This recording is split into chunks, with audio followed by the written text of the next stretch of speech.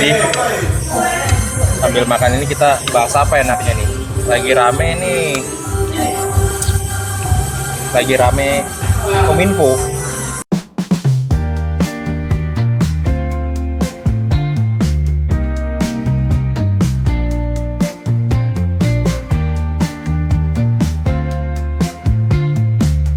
Soal hacker ya berarti ya? Kubu Pak D diserang nih. Kubu apa? Kubu Pak D diserang. Kubu Pak D diserang nih. Ketua Projo. Wah, tapi sebetulnya itu muatan politik atau enggak ya? Kok Pak Menteri Kominfo bilang ini muatan, tidak ada serangan apa sih? Oh, bukan menterinya yang bilang. Siapa yang bilang? Nih, yang bikin aku curiga ya kalau ternyata ada unsur-unsur politik itu justru surat dari si hackernya sendiri. Dia bilang, baru tuh hacker ngomong apa? our attack did not carry a political context. Wes. Gitu. Karena kalau misalnya orang nggak ada, maksudnya cuma duit ya. Masa dia peduli orang mau ngomongin apa soal itu, tinggal bilang aja kan minta duit dan berapa gitu. Tapi di situ jelas-jelas bilang nggak ada political context gitu. Itu sih harus menjustifikasi gitu. Maksudnya apa tuh? Berarti ini hackernya dibuat-buat apa gimana? Ya, well, kecurigaan pertama sih tadi ya, mungkin ada kubu-kubu yang berlawanan sama pemerintah sekarang tuh ya membuat ini gitu ya. Karena satu lagi sih, selain itu dia bilang bahwa to make it clear to you how important it is to finance the industry and recruit qualified specialists. Gitu. Jadi kayak ada pihak-pihak yang mungkin menginginkan menterinya bukan itu misalnya. Pihak-pihak yang satu siapa karena pihak siapa tuh? waduh nggak tahu nih yang mana nih. 0103. Itu satu sih. Ya kedua mungkin Mas Krisna kali yang tadi ya waktu kita ngobrol-ngobrol apa katanya pingin ada Ya, apa ini namanya sebenarnya udah dibayar duluan Kita ya. mesti kasih tahu dulu nih para pendengar, menonton. Serangan ransomware ini seberapa berbahaya gitu. Ya kan? Ya. Nah, kita bahas itu dulu. Seberapa Oke. berbahaya serangan ransomware 3.0. Nah, seberapa berbahaya? Gimana Mas Krisna? Ini ngunyah dulu kali ya. Punya dulu dong, sambil punya ini penting. Ini kita di satu tempat makan khas Karo. Gak usah dijelasin lah ya makanan apa. Ini makanan khas Karo, mantap banget. Oke. Jadi seberapa penting apa namanya? Serangan ransomware tadi ya? Seberapa berbahaya? Seberapa berbahaya ya? Berbahaya sih, sangat berbahaya pasti ya. Karena di era sekarang itu perang itu udah bukan perang nuklir doang, bukan perang senjata aja, perang kimia aja, bukan itu aja. Jadi Perang ya digital cyber ya? juga Perang cyber, itu cyber. ya. Betul. Jadi cyber ya termasuk bisa dibilang salah satu perang juga di dunia ya gitu. Jadi ya ini sangat berbahaya, terutama yang diserang apalagi di Indonesia ini ya di sektor pemerintahan gitu, yang dimana itu data-data krusial, data-data masyarakat juga, bahkan ada data-data dari apa namanya keimigrasian ya yang kemarin Itu sempat kemarin bikin kendala ya. kendala banget tuh, banyak yang protes kan di imigrasi ketahan lama ya. Iya, itu sih paling. Ya. Nah, kebocoran ini nggak akan terjadi kalau apa? Nah, aku masuk ya. Iya, boleh. Kalau berdasarkan temanku yang juga IT, kita sempat ngobrol-ngobrol sebelum aku perjalanan ke sini nih. Katanya serangan ransomware itu nggak akan muncul kalau nggak ada yang ngeklik link phishing gitu. Ada triggernya ya. Iya gitu. Nah kebetul mungkin ya kemungkinan ada orang yang dalam kementeriannya atau yang berhubungan langsung sama sistemnya itu ngeklik linknya itu. Asumsi nih, tanpa mulai sadar. ya, asumsi nih. Loh, kalau kayak gitu loh Berarti kejadiannya. Siska bilang berarti ada yang ngeklik dong. Iya.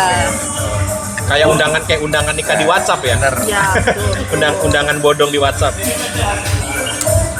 Oke, tapi kan maksudnya semua itu nggak akan terjadi kalau misalkan semuanya aman, semuanya terenkripsi, semuanya terlindungi, dan kita juga nggak kalang kabut kalau semuanya di backup. Ini kan jadi kalang kabut karena isunya nggak di backup, bukan isu ya, tapi bener ya, nggak di backup kan.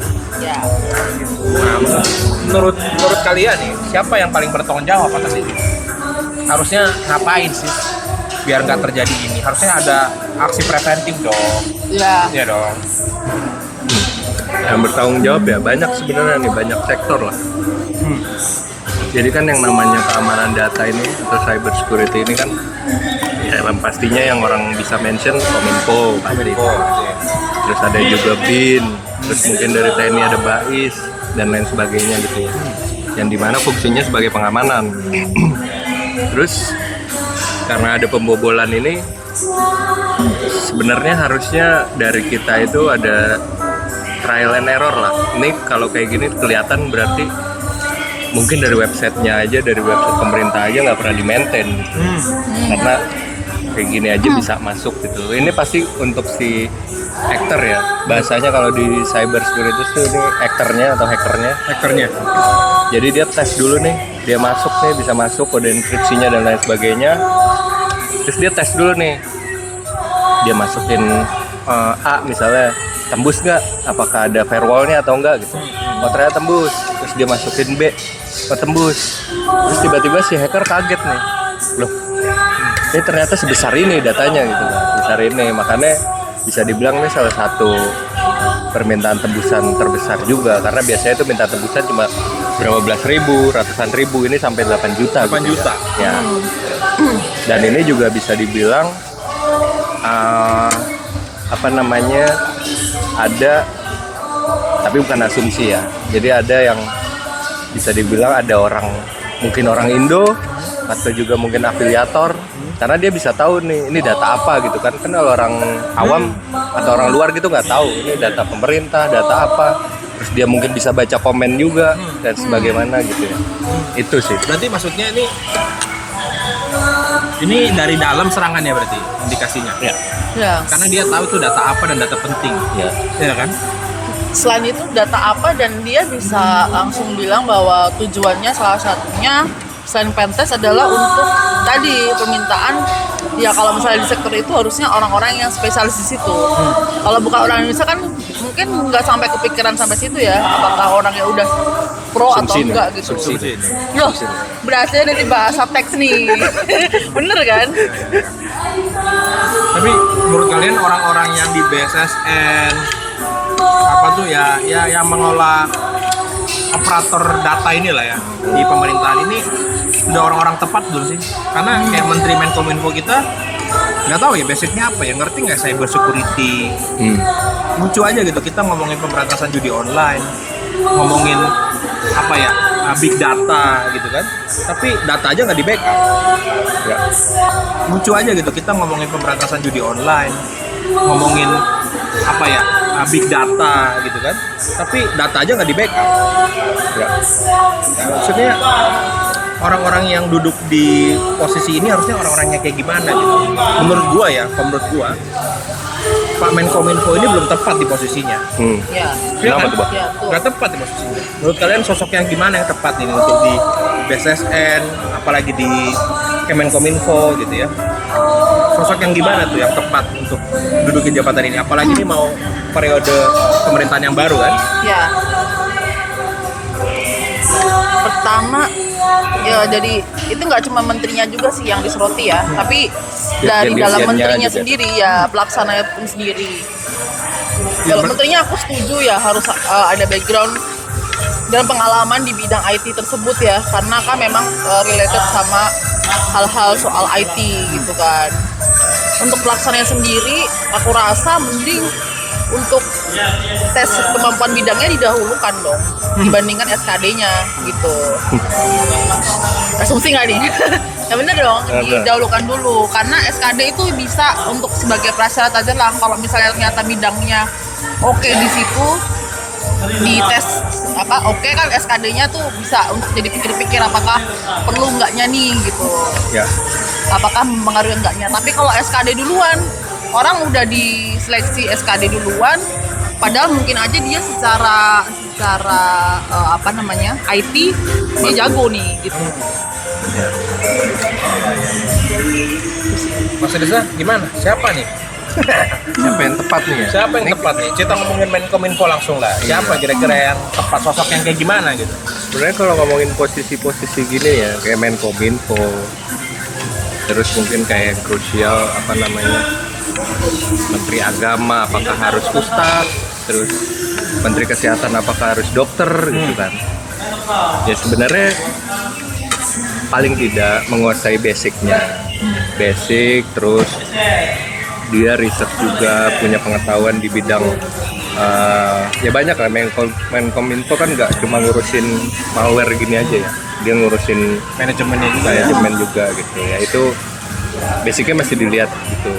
Nah, minimal bisa kerja lah ya. Nah. Itu dia. Tapi ngeliat kejadian begini, apa ya, Najwa Shihab sampai taruh di komen Instagramnya kan, di story Instagram, dia bilang ya data kita memang nggak penting berarti kan. Ya, data masyarakat di situ nggak penting, kita ngurusin data aja nggak bisa, backup data aja nggak bisa. Lalu kemarin KPU gimana tuh ngolah datanya gitu ya?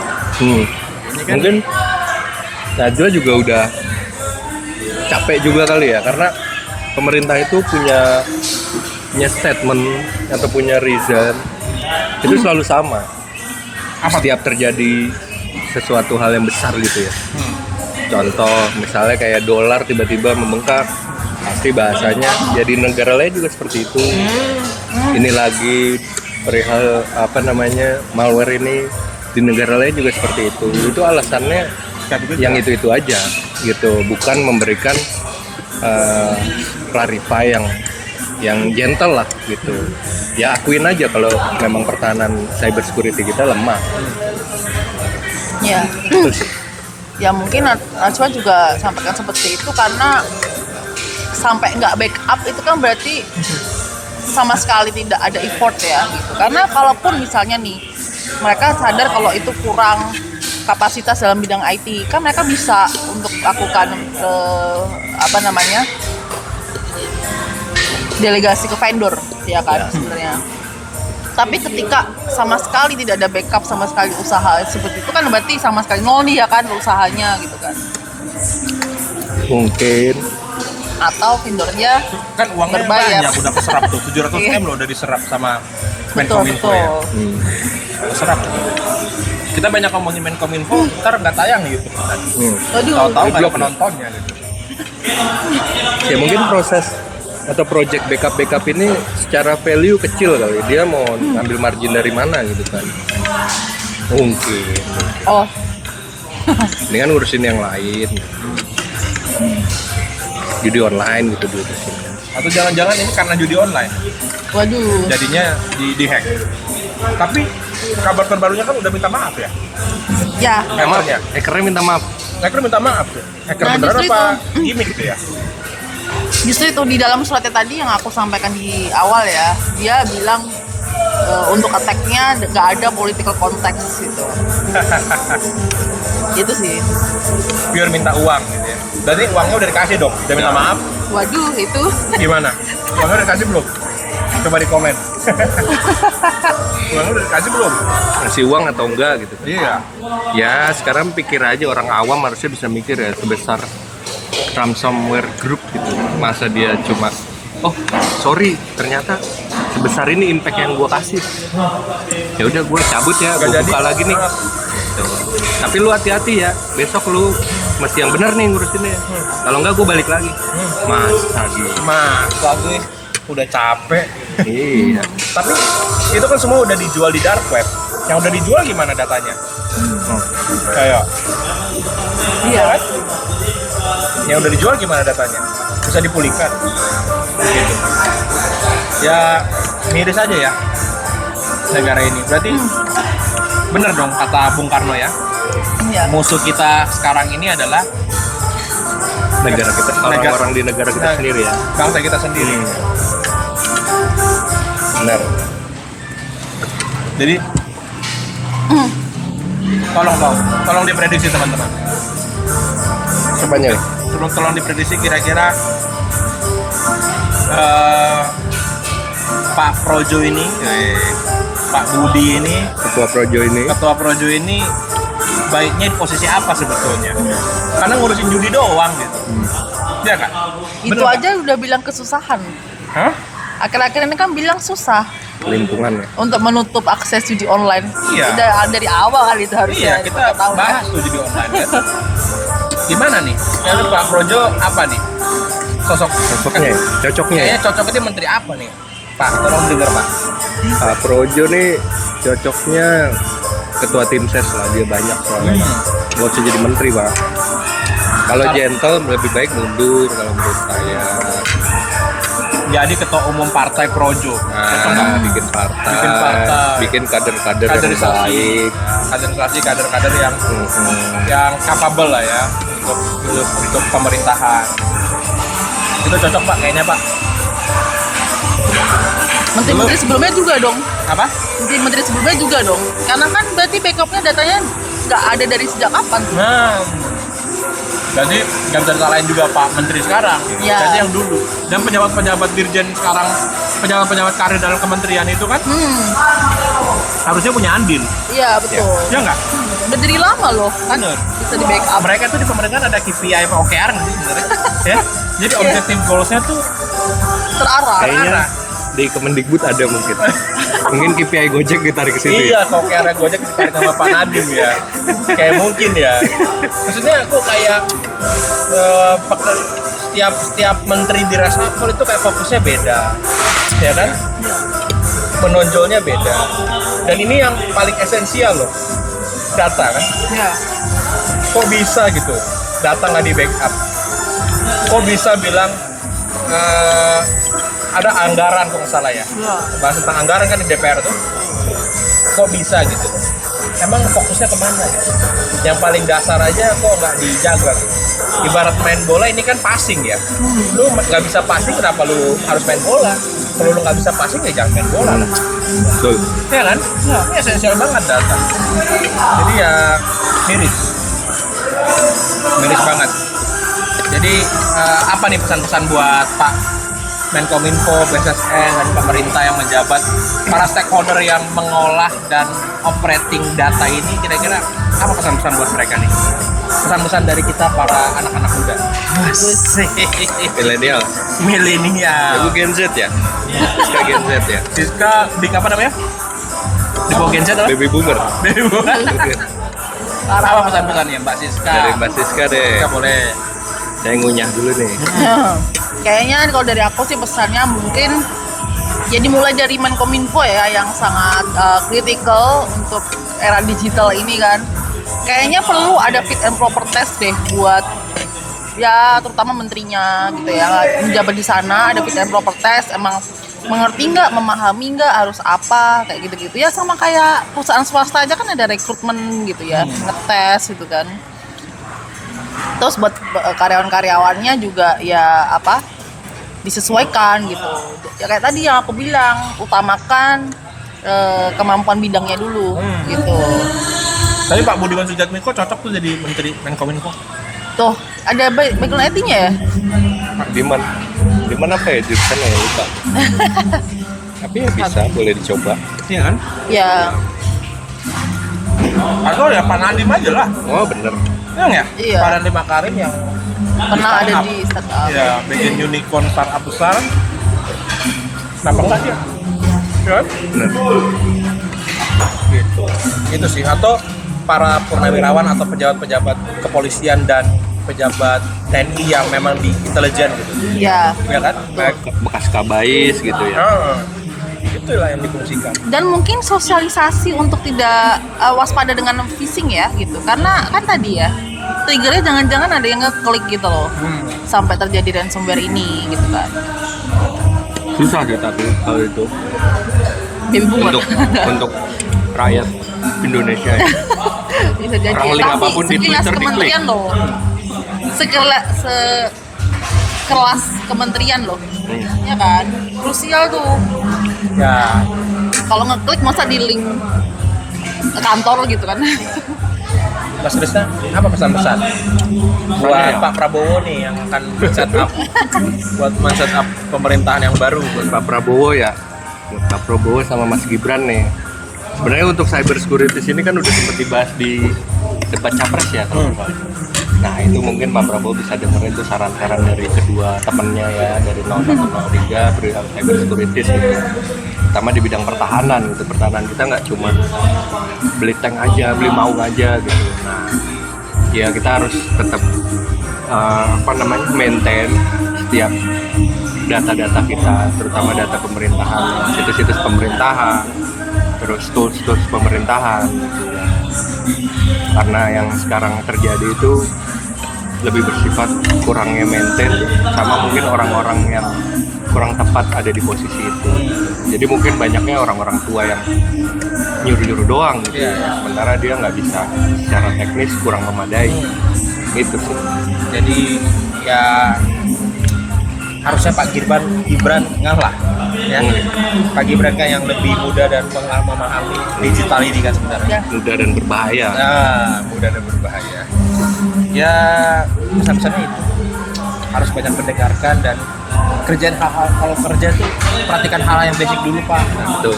Yang basic itu dibenerin dulu gitu. Ya, baru hal-hal yang lebih strategis gitu. Kalau basicnya aja masih berantakan, masuk ke strategis, rasanya kalau kayak gini terulang lagi bahaya gitu ya. Ya malu lah, kita kan negara gitu ya. Betul. Tuh. Gimana? Cukup teman-teman? Kita ya, kebetulan makanan kita nih masih banyak yang belum habis. Kita habisin dulu dan jangan lupa subscribe, share, like, di komen lagi kira-kira Bahas apa ya? bahas apa tuh. Pemerintah kita harusnya nempatin siapa sih untuk orang-orang yang gitulah pokoknya. Sip ya. Oke. Thank you, teman-teman. Baik. Makan lanjut.